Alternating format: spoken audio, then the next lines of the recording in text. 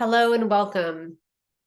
My name is Molly Barker Cook. I am the Executive Director of the National Assessment Center Association.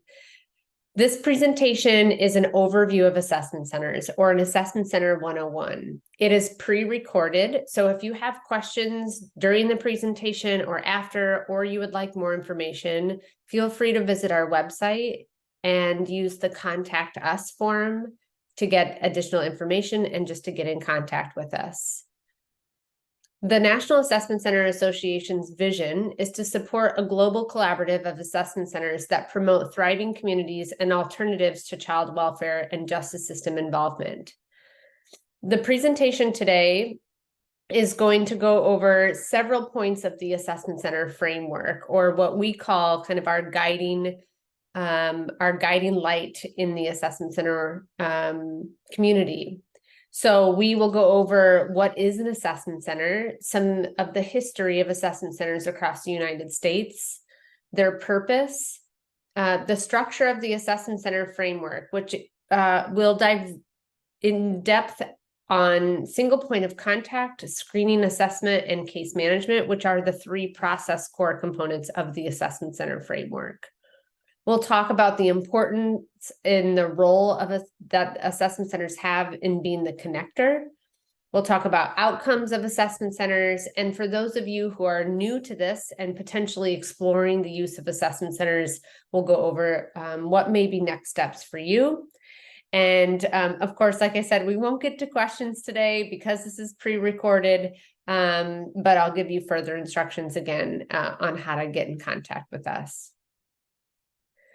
So first and foremost, when we talk about what is an assessment center, assessment centers all across the country are called different things, which I think is really important to note. They're called diversion centers, prevention centers, resource centers, connection centers. Some do have assessment center in their name. And to make things even more confusing, some communities don't use any of these terms. They really use names that are identified through a local community process, a community engagement process. So examples of this are, you have the Front Porch in Savannah, Georgia. You have the Care Center in Louisiana. You have the Village in Idaho. So you have, you can have assessment centers that are called different things.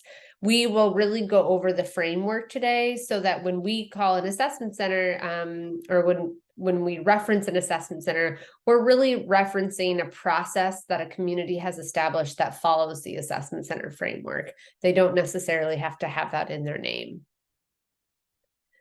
So broadly speaking, when we talk about assessment centers, we're talking, again, a process or a method that communities use to divert and prevent young people from child welfare and justice systems.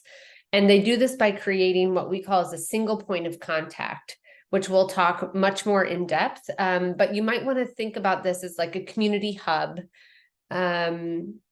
And the purpose of that community hub, then, that second icon on your screen, is to identify what are the underlying issues that are contributing to what we call as concerning behavior, which is broad.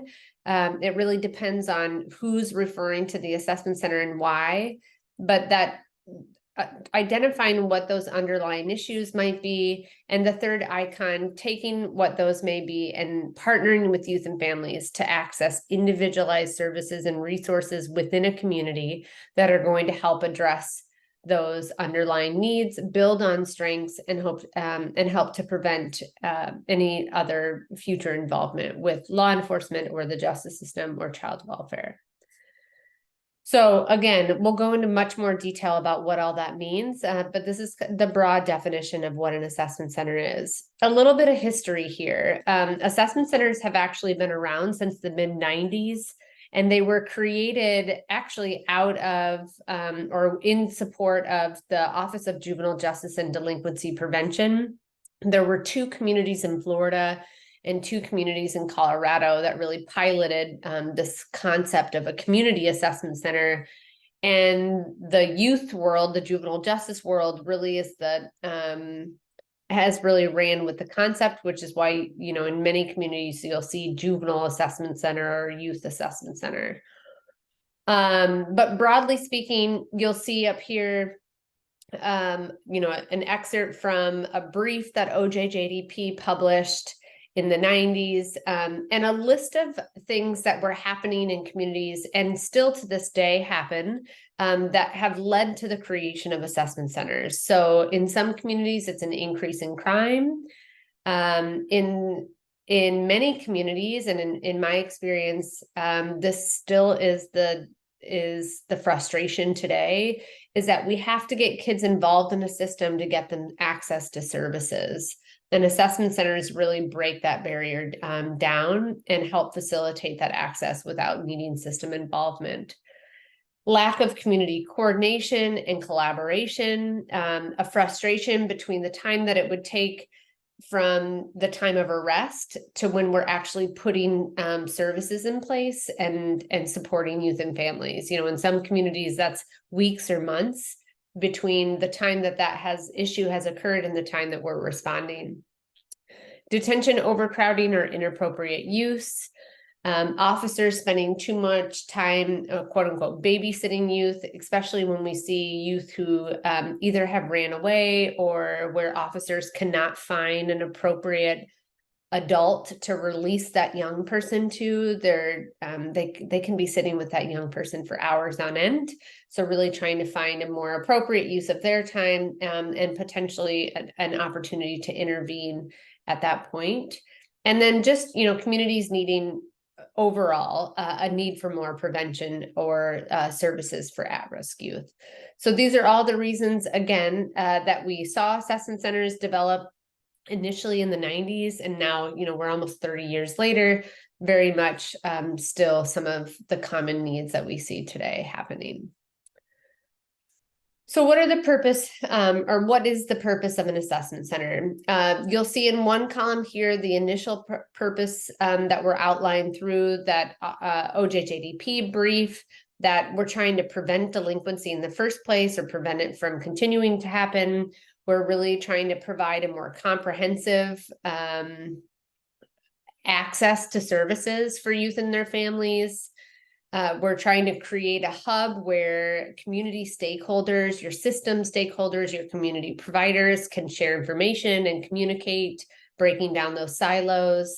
Assessment centers provide a much more cost-effective response to juvenile crime, and reduces the amount of time, again, between the arrest and when we're actually putting services and supports in place.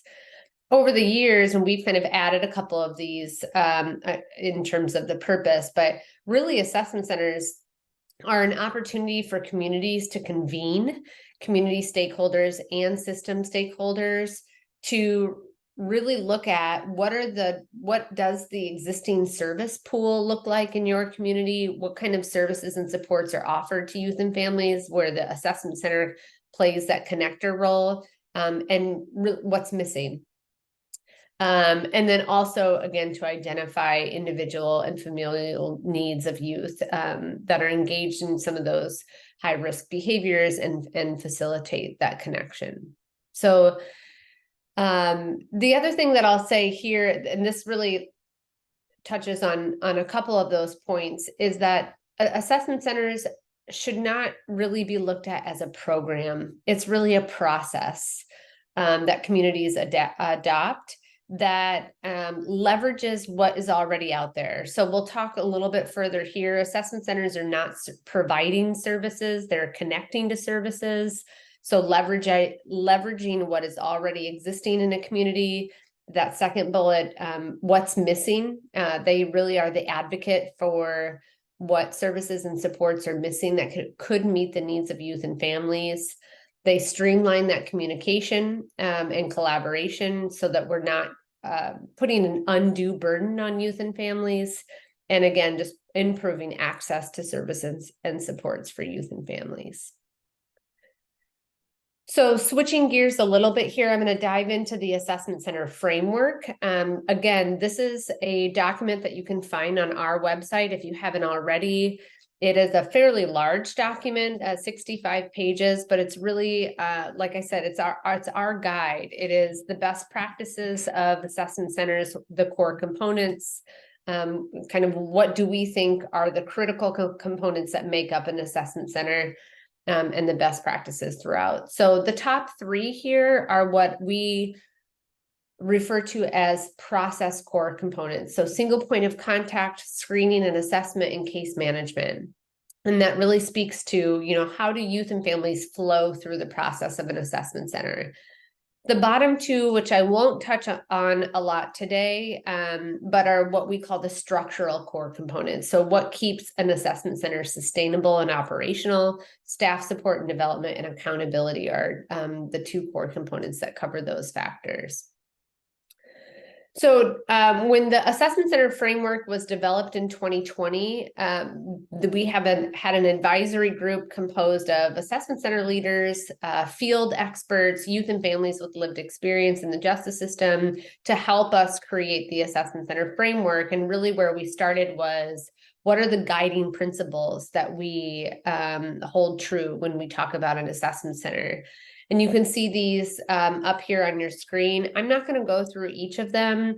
You can see when you look at the assessment center framework on our website, much more defined, what we mean by these. But this is, very much what you will see embedded throughout the assessment center framework, right? Making sure that assessment centers are community-based, that they are inclusive. We've got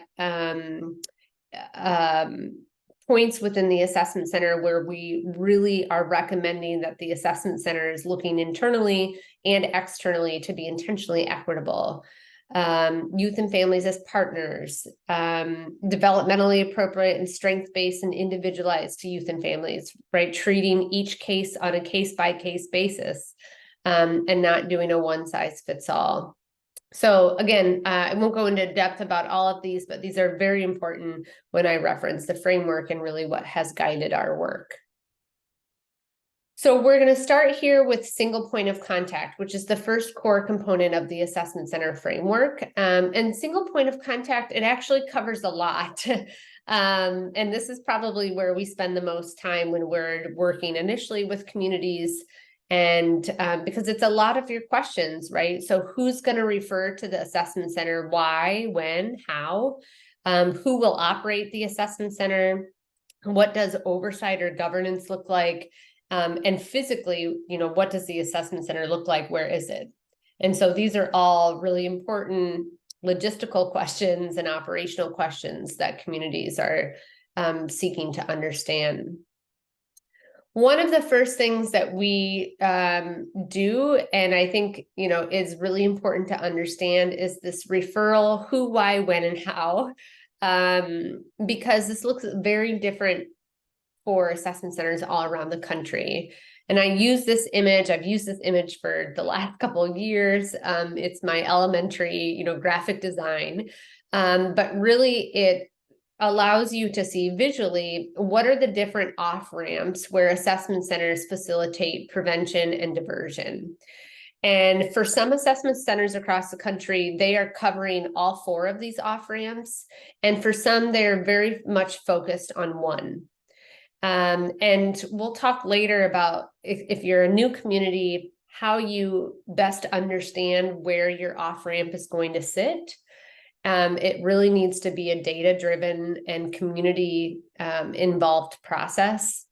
But this generally is what you see across this country. So before police contact, you'll see assessment centers really focused on prevention, working with schools to address behavior or chronic absenteeism or truancy, often called, allowing youth and families to self-refer, allowing hospitals, especially when young people are presenting to the emergency room where it doesn't meet the threshold that requires admittance, but there's still a need there, right? And partnering with hospitals to address those needs, and just overall allowing kind of the community and community stakeholders to access the assessment center before it rises to the level that needs police involvement. So that's a big one. That's kind of what we call as our prevention domain. The pink off-ramp here is allowing police to utilize an assessment center in lieu of a citation or a summons or whatever you might call it in your community. So what we oftentimes hear is police say, we don't have any other tools in our tool belt than to arrest. And, you know, we don't know where else, we don't know enough about what the family needs or what services would be best. So we, you know, we don't have a lot of information or a lot of tools. And the assessment center really helps to facilitate that. So law enforcement in some communities, you'll see if it's a status offense, many of family conflicts, you know, law enforcement is being called out to the home multiple times because of family conflict and, you know, doesn't feel like they have anything else to do but issue a citation either to the parent or to the child. Misdemeanors and, you know, other kind of community determined criteria can fall in this too, but really, you know, allowing law enforcement to access and send referrals and get kids connected to the assessment center in lieu of when they would maybe traditionally arrest or cite. So think of that as kind of a pre-arrest diversion. The blue here is more of a post-arrest diversion, right? So this is where police are accessing, or courts are accessing the assessment center where a citation is maybe given, or, you know, is filed within the courts, but there's a decision made after that to then access or divert to the assessment center. So in some communities, this is for misdemeanors.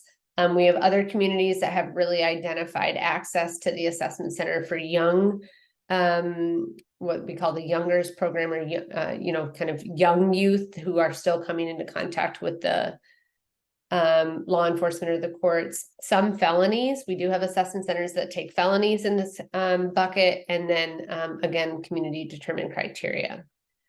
The last one here is where, you know, assessment centers are still serving as that single point of contact for young people who are being arrested or detained. So more serious charges here. Some misdemeanors can fall into here, but mostly felonies, where the assessment center's role is less here on diversion, but more on early intervention, right? So facilitating access when we look back at one of those needs where the time it took between arrest and when we were actually, you know, putting services and supports in place, the assessment center is facilitating access to community supports early on, helping to navigate the juvenile justice system, or expediting that process. So all of these, again, if you look at the landscape, there's 110 assessment centers as of today. I'm doing this presentation in September of 2023, 110 assessment centers. They all look very different. But these are the most common kind of off ramps or the ways that they're diverting or preventing young people. So a couple very specific examples. This is the 18th Juvenile Assessment Center in Colorado. They cover 4 counties, 2 more urban, suburban, and 2 very rural. And so they are the single point of contact for any young person in those 4 counties that are exhibiting risky behavior between the ages of 10 and 17. So law enforcement is able to access the assessment center for both detention and non-detention eligible youth, including young people who are not receiving charges, right? So law enforcement accessing the assessment center preventatively in lieu of citation. They also have a really strong prevention arm of their assessment center where they're out working with schools and working with youth and families on a voluntary basis before it rises to the level that may need law enforcement involvement. Another example here is Shelby County or Memphis, Tennessee. This is their law enforcement referral form. They work with schools and community as well. So they work in the prevention domain, but really the majority of their referrals are coming from law enforcement. They did go through a community engagement process where they identified 12 different offenses that instead of being filed in traditional juvenile court would instead go to the assessment center. So you'll see here law enforcement kind of in between law enforcement using the assessment center in lieu of citation and kind of post-arrest diversion here. The Multi-Agency Resource Center in Calcasieu Parish, Louisiana, they cover all of those off-ramps, right? So they're partnering with schools, they're partnering with parents, law enforcement, community providers, and even their child protection services or their child welfare department to be that single point of contact in their community. And the last one that I'll give it as an example here is Douglas County, Nebraska. So Omaha is probably the largest city in Douglas County that many of you are familiar with. They've served over 28,000 kids since they've opened. They really, they are just focused on post-arrest diversion. So they have an agreement with the county attorney's office that all young people will be referred to the assessment center for diversion unless they already have an open kind of, they're already in the adjudicatory phase for a previous citation, if they're being detained, or if it's a delinquent act that involves sexual assault. Those are the three kind of disqualifiers. Everybody else goes to the assessment center for diversion. So some examples of, how that works out in other counties. The one thing that I will say that's really important for everyone to, consider, no matter where you are in the process, even if you're an existing assessment center, is accessibility, right? Are you, as an assessment center, engaging youth and families on an appointment basis?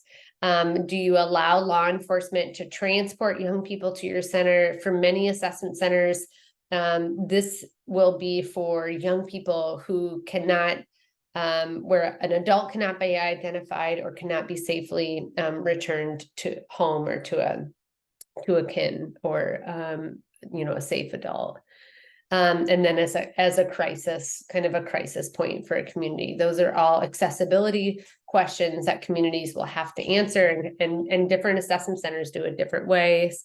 It also brings up the question on, will it be a bricks and mortar, or is it a bricks and mortar where people are coming to the assessment center, a physical location, or do you have the ability to go out in the community, either mobile? We have several assessment centers that have a mobile component, or co-location. Co-location is a great resource. We have assessment centers that are co-located in schools, in community parks and recs divisions, in community libraries, to really make it easier for youth and families to access them.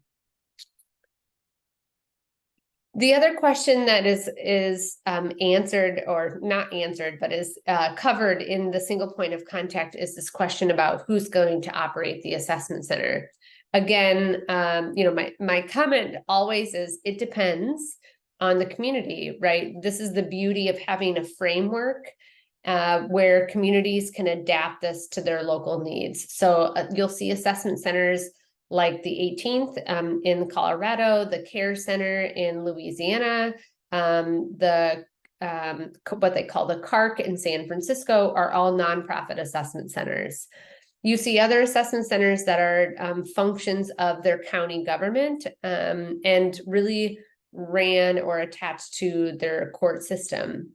So the Multi-Agency Resource Center in Calcasieu Parish is ran by the Office of Juvenile Justice Services, which would be one example.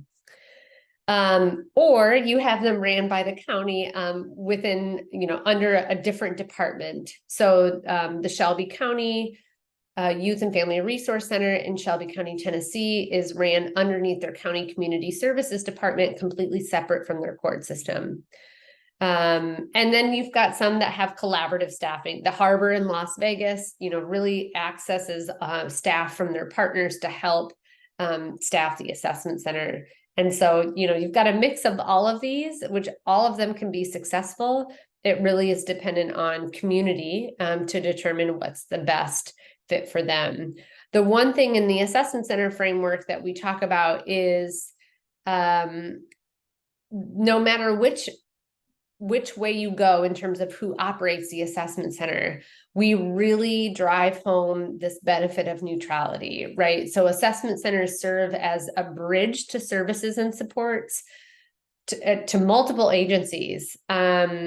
So when an assessment center is also a service provider, it creates either a real or a perceived conflict of interest on where young people are being referred. So you'll see the version on the right, or on the left of your screen is really a neutral assessment center. So one that is referring out. The service provider assessment center, one that's ran by a provider in the community that's already providing services to youth. Those young people often are just being kept in that organization, and that's not necessarily what's in the best interest of youth and families. And so that one on the right of your screen is what we advise against, and would not be considered an assessment center. It's really this neutrality is important and an important part of the framework. So especially those of you that are developing assessment centers, a very important piece to note. And quite honestly, this is what communities struggle with the most, right? Is there an entity in the community that can serve as this neutral function? And if not, where do we go from here? And it takes a lot of community conversation to get to a point where everybody feels comfortable. Again, no matter which operational choice you make, nonprofit, government, or a mix of all, all assessment centers really should have an advisory board. If you're a nonprofit, this is probably your governance board. If you're not a nonprofit, this is, most of them create a charter or an advisory board where you've got a multidisciplinary team at the table helping to guide your assessment center, child welfare, your courts, law enforcement, youth and families that have lived experience, schools, community organizations, medical, all of those people should be at the table and helping to guide the operations of the assessment center. So that's single point of contact. Like I said, a lot of time is spent on there because a lot of decisions are made in that portion of the framework in terms of how assessment centers operate locally. The next one is screening and assessment. So once a young person is referred, once those decisions have been made and we're starting to get referrals for young people in, this is where the work of the assessment center begins directly with youth and families, right? So the purpose of screening and assessment is to de-escalate, identify immediate needs, and make data-driven decisions on what are the right services for that youth and family at that time. Hopefully that's the earliest time we're getting them in early, but really, what are the needs and what are the connections that need to be made? So we really distinguish in the framework. What you might read is we distinguish between a tier 1 and a tier 2 assessment center. So a tier 1 assessment center are those that are doing screening only. So their purpose is to de-escalate the current crisis and to do a comprehensive screening to try to figure out, what are there red flags? Are there immediate needs that need to be identified? And do we need to even go a step further into assessment? Or, was this kind of typical adolescence? We don't need to put, a ton of resources into assessment, just a light touch and move on. Assessment centers that are tier 2 are doing a much more comprehensive assessment along with screening. So they're taking the screening portion, and for those who have been identified as needing further assessment, they are diving deeper into, again, what are those strengths and needs, and what are the right services that they need to be connected to. So in screening, and we purposely differentiate between these two terms. They're often used overlapped in the field, and they are two separate things, screening and assessment. So screening is, brief, structured. We use validated screening tools that, again, we're trying to determine, is there a red flag? Is there a possible presence of a problem? Do we have an immediate need, and do we need to move forward to an assessment where the assessment is, again, much more comprehensive? You're looking broadly at psychosocial needs. You're utilizing collateral information, maybe from youth and family supports, from schools, from child welfare organizations if they have contact. And you're utilizing all of that in an assessment to determine the recommendations for treatment or services. So in terms of this is what we call the topic areas that are covered in each of these. If you're a tier 1 center only, the topics that are listed here are really what we recommend are covered in a screening process to be able to identify if there's a need or the possible presence of a problem. So looking at basic needs, commercial sex or labor exploitation, community safety, mental or behavioral health, safety, physical health, substance abuse, suicide risk, and trauma events and trauma reactions. A comprehensive screening process will look at most, if not all of those things. And the tier 2, the assessment, will cover all of the topics in that screening process, plus, a whole host of other things to, again, really identify strengths and needs of the youth and the family. This is not meant to just focus on the youth, recognizing that the family may need supports as a whole. So the case management core component then takes the information that is identified in the screening and assessment process and really aims to ensure that those needs are met, that we're building on strengths, that we're meeting the needs that are identified in the screening and assessment process. So that means, getting youth and families connected to community. That connector piece is really important. And it does a couple things, right? The purpose of case management is really to minimize burden and reduce duplication. So making sure that youth and families don't have multiple plans within the school, within child welfare, within juvenile justice, really bringing everybody together to make sure that we're not duplicating and we're minimizing burden, increasing communication. That case management process needs to be measurable and manageable for youth and families, and really needs to be driven by their voice, right? What has their experience been? What do they need? And how do we incorporate that into a plan to get connection to service and supports? So that connection for many youth and families can mean different things, right? Usually when we say connect them to services, we think therapeutic. We think the dark column here in the middle. So we think about mental health treatment, family intervention, substance use intervention, but really assessment centers in their process are looking at a whole host of connections, right? What is the youth interested that we can get them connected to in terms of pro-social needs? What are the basic needs of the family? Are they homeless? Do they have transportation needs? Are they, do they have access to insurance? So getting them hooked up with basic needs, and then, building on or establishing kind of a skill set or advocacy, right? A lot of this, for many assessment centers, this is educational advocacy. So a lot of assessment centers will advocate for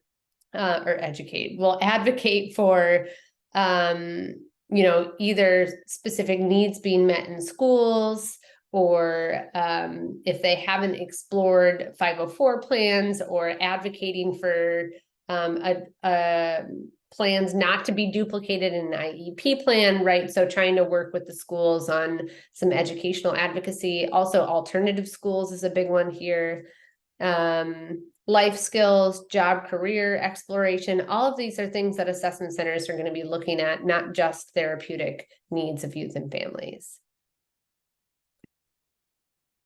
This visual here is one of my favorites. That connection to the services and supports, I took this from the medical field, actually. So you'll see outpatient, or you'll see I think the verbiage here is client, but really, that assessment centers need to be facilitating connection through this hot or the warm handoff, not a cool or a cold. So we're not just giving youth and families a list of resources or supports in a community. We're really facilitating, the connection by making the call while they're in the office, or going with them.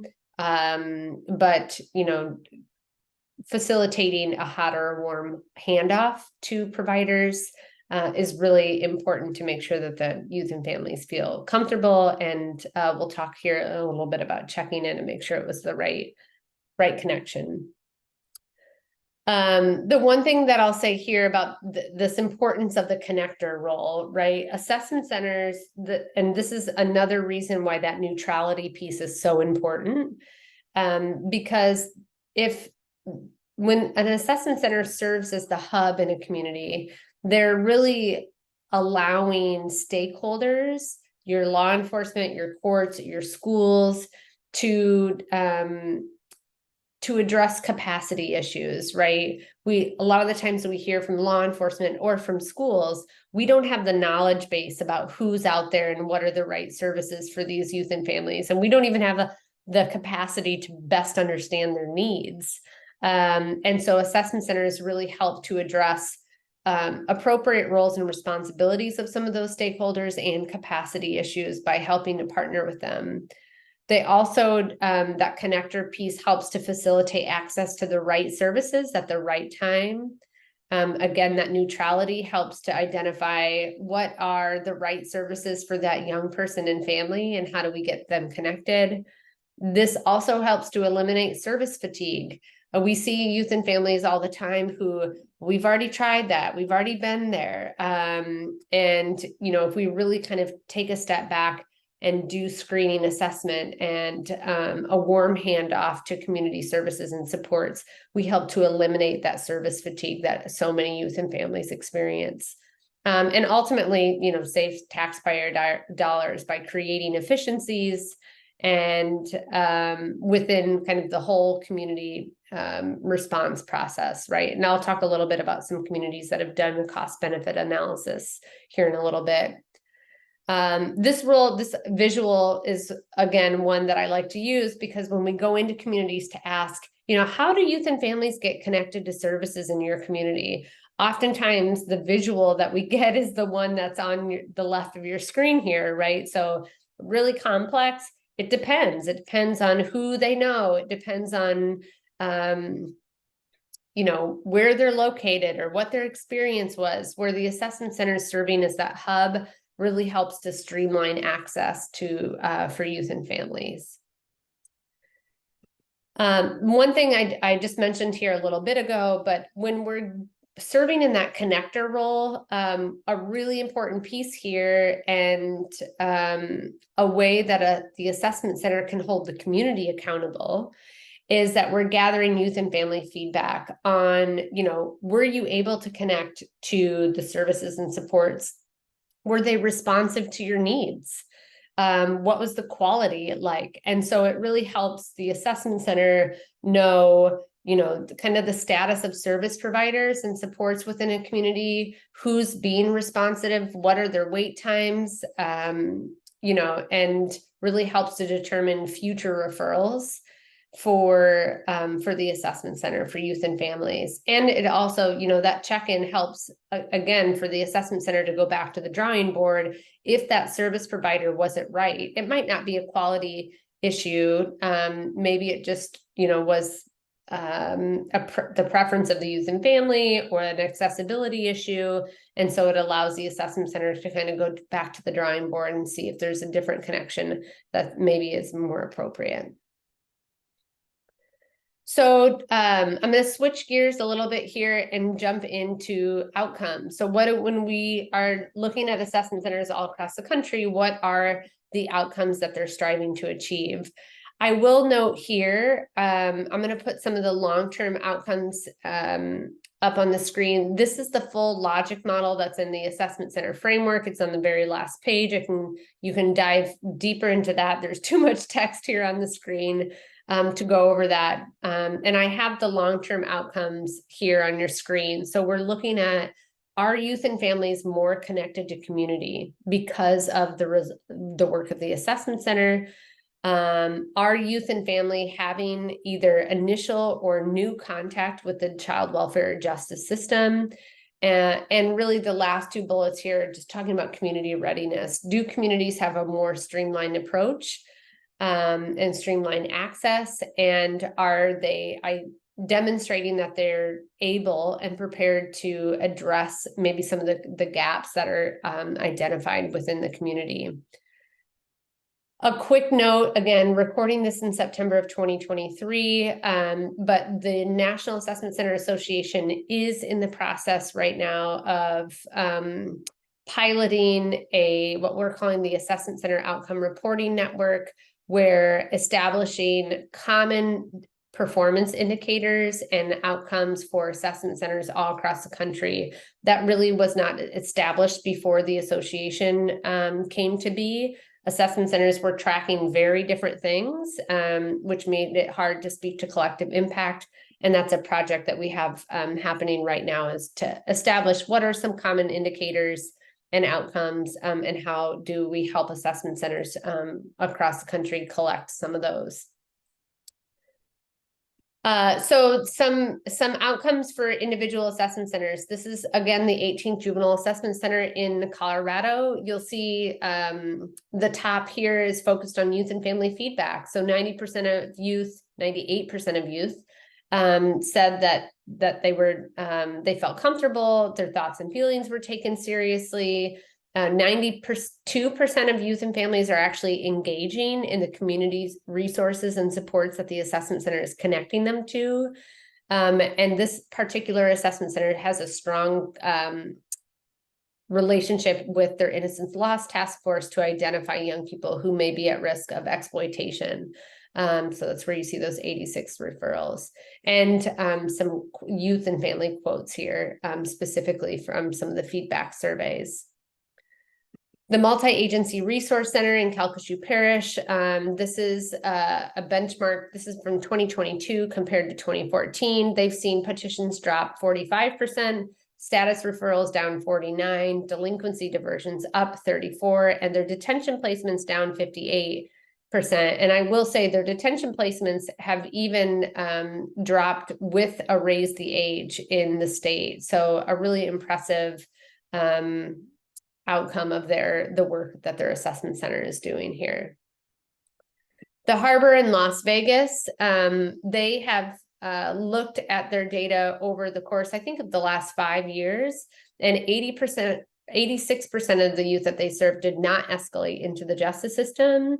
And again, they're looking at those long-term outcomes here, right? So do youth and families, what was their experience within the assessment center, but also, 84% of them said that they were satisfied with the programs and services that the Harbor connected them to. Only 7% of caregivers indicated their child had, interactions with police post that contact. And many of them indicated that school, the area of school had the most positive, they were seeing the most positive difference in the child's behavior there. 2 communities have done cost benefit analysis that I'm aware of. Douglas County, Nebraska.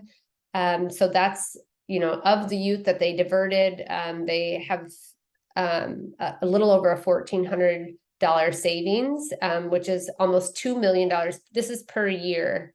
In Douglas County. Miami-Dade has done a similar cost analysis, serving many more youth within any given year, but looking at about $20 million per year in their diversion work through their assessment center.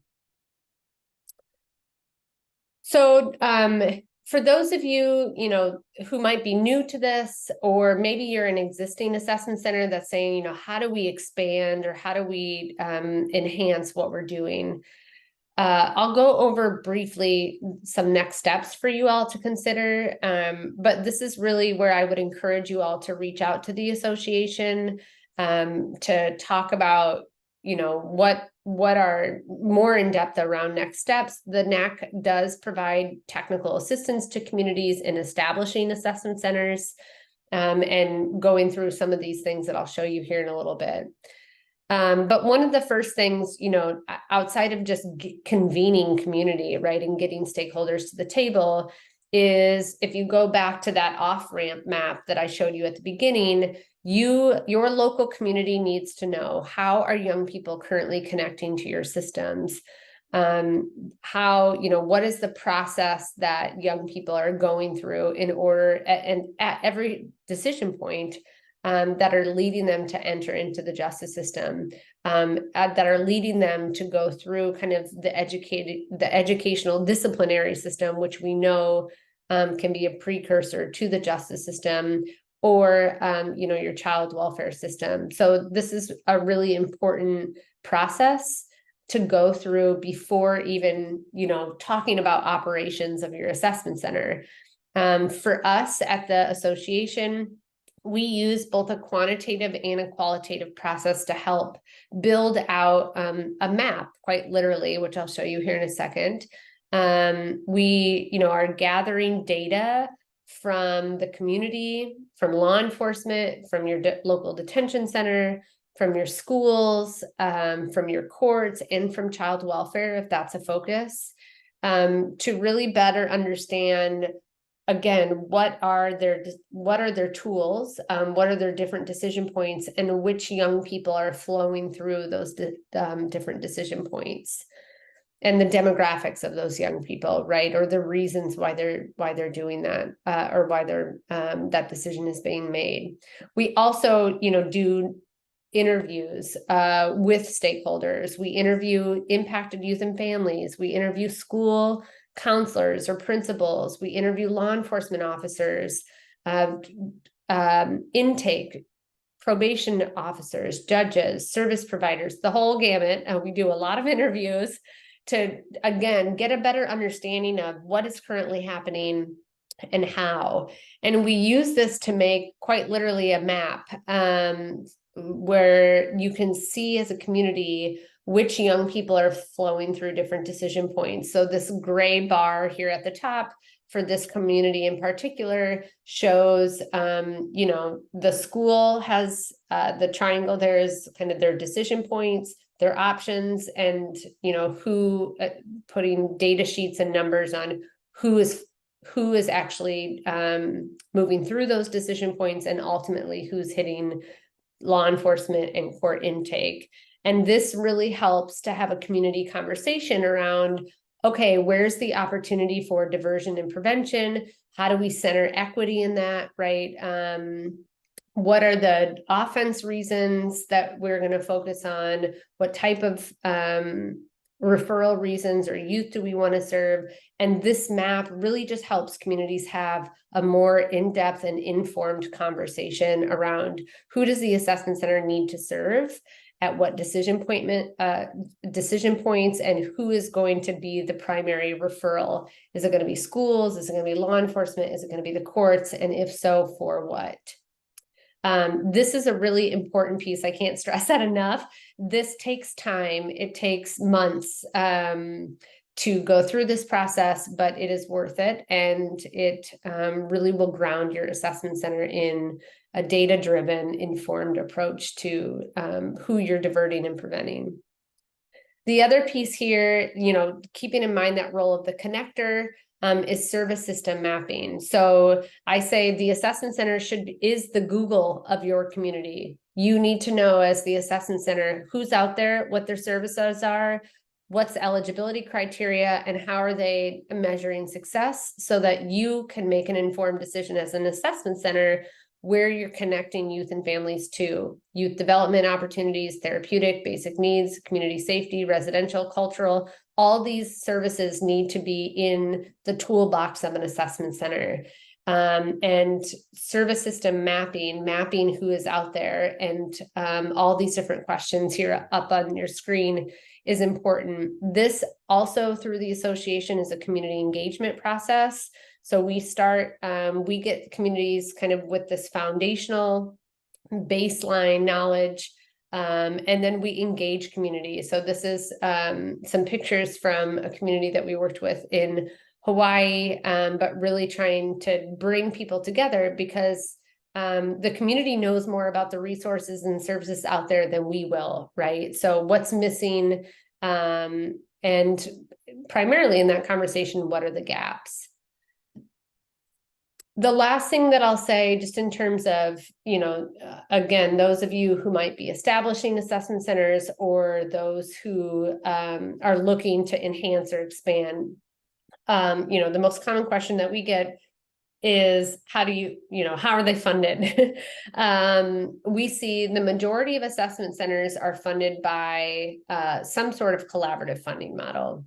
So in many communities, this is a mix of either county, juvenile justice, law enforcement, or state legislation.